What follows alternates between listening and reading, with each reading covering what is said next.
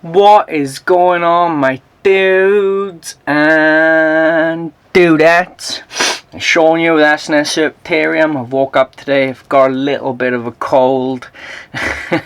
I don't know if it's cold or hay fever or something like that, but I'm actually just chilling with my Dumerils boa.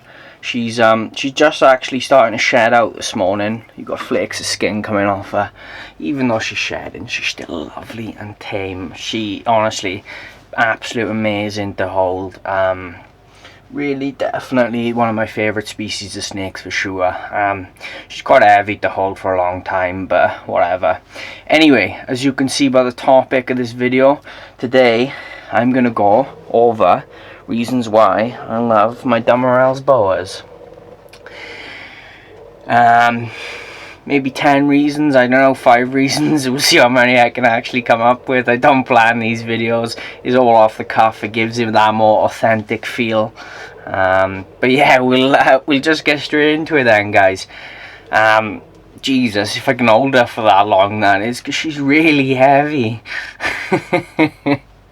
Right, let's get straight into it. The first reason then, I like how chunkily built these Dumerils boas are. They're really, really nice and sternly built, but they're not too long. This girl, she's actually about 7 feet, give or take a couple of inches, but she's lovely. She's really, really nice, to be honest with you, to hold. She's an absolute angel. She just holds on to me. If I can just drop the camera down a little bit like that, she just sort of holds on to me like that. Really, really cool to hold, and nice and docile as well, which is awesome really for any snake species. Yeah, she's chunked out a lot, as I say, from when I first got her, but feeling that it's all muscle that she's chunked out. I can't wait to breed her this season, to be honest. I think she'll have quite a large litter of babies. But yeah. Right, the second reason why I love Dumerils boas is obviously their colour pattern. I mean, look at that. That's their natural coloration. Okay, and they're absolutely stunning. You can't even compare it to most boa constrictor morphs. You can't even compare it. The natural beauty of the Dumerils surpasses any boa morph by, you know, quite a margin, to be honest with you. The colour and the patternation on these guys is second to none, really. They're just absolutely gorgeous. Really, really, really pretty snakes, these. As far as looking at them, I mean, I can't even think of anything that looks anything like this, other than, you know, the other type of Madagascan ground boa. They look quite similar, but other than that, there's nothing, is there, with this sort of cryptic patternation. Yeah, so awesome. They're not, the next reason then, they're not overly active. So when you're holding them, they're not like, obviously she's been quite active now, but they're not like your retics or anything like that, where you're holding it and it's constantly, you know, fast paced, trying to get away from you or anything like that. They just sort of plod on you, and they're happy enough just sitting on you, having a little look around like she is here. Okay.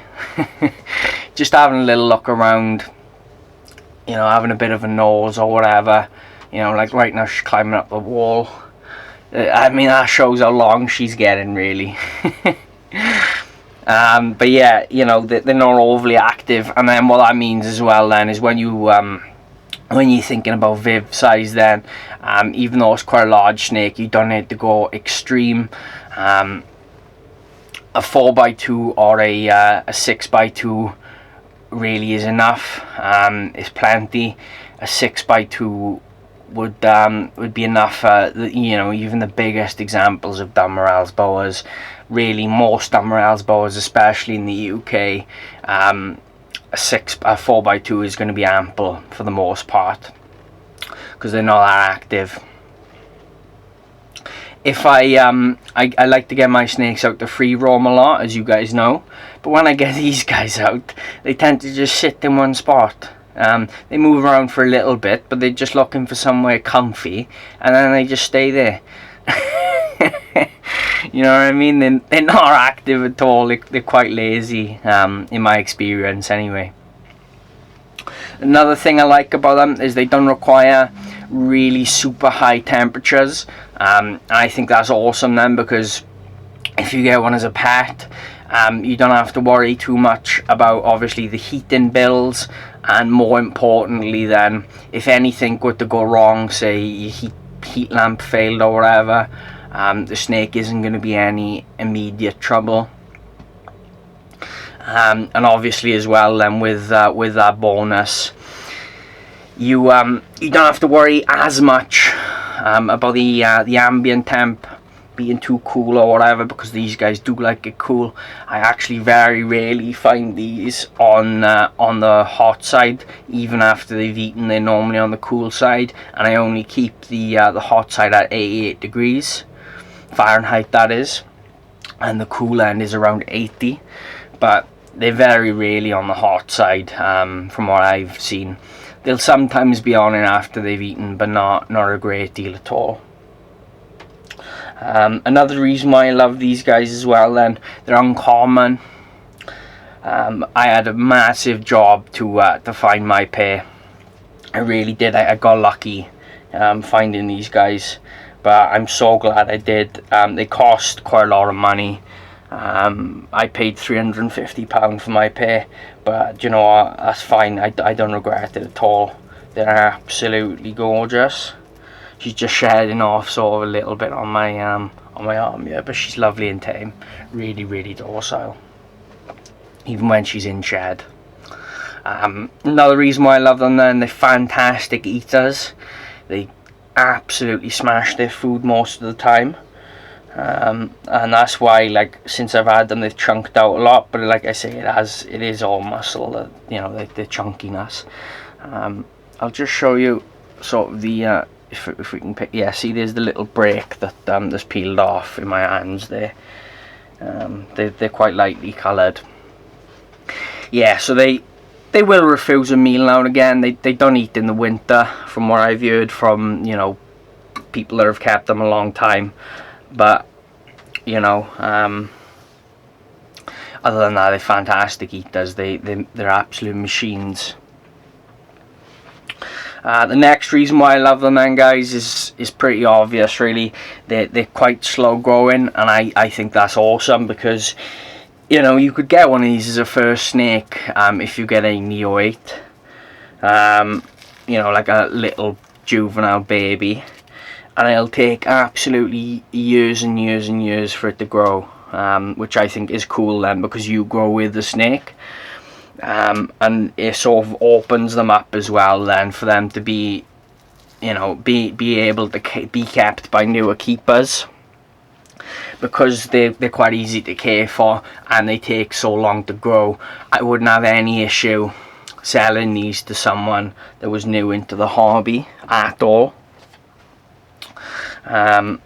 So yeah, that's awesome really. That's a really cool thing about them, and I find the slower grower snakes, they're much more rewarding to keep, because they take so long to chunk out, that, you know, you're really happy when they do finally chunk out, if that makes sense.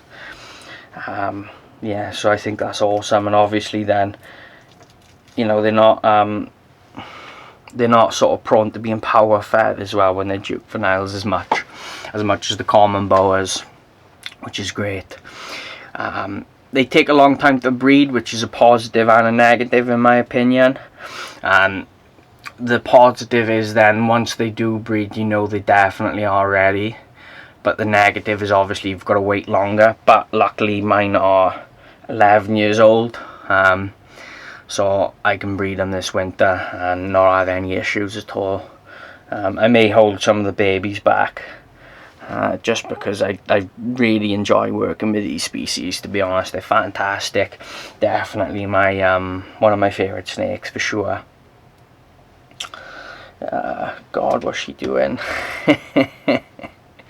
Yeah, one of the next reasons then I really like keeping them is they've got these absolutely colossal heads. If I can move right here, see, look at the size on her head. It's huge. Really, really big heads. And I love that on a snake. It just looks awesome. It makes them look like an absolute badass. I can't get her back to a comfy position now, but I'll just hold her like this. She'll be all right. She's big enough to where, you know, she can more than support herself, really.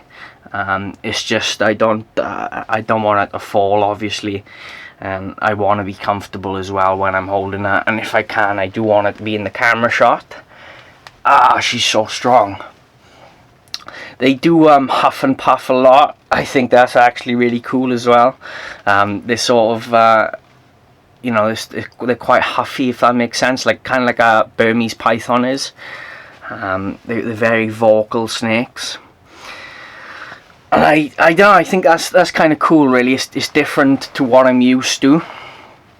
These are the only real vocal snakes that I've got.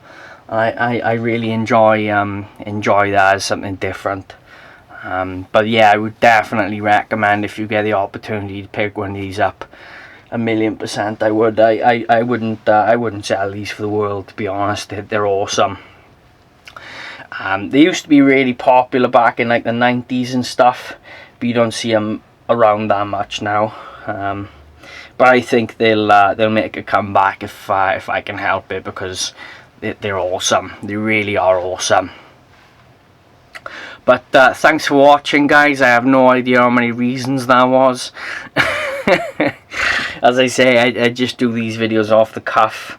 I hope you've enjoyed. I hope you've enjoyed seeing this gorgeous snake here. If you've got a Dumerils boa, please comment down below. If you don't have one but you want one, comment down below and let me know what your favourite thing about the Dumerils is as well. If you're new around here, as always, guys, make sure you subscribe, drop us a like, and whack that notifications icon. And I shall see you in the next one. Thanks, guys.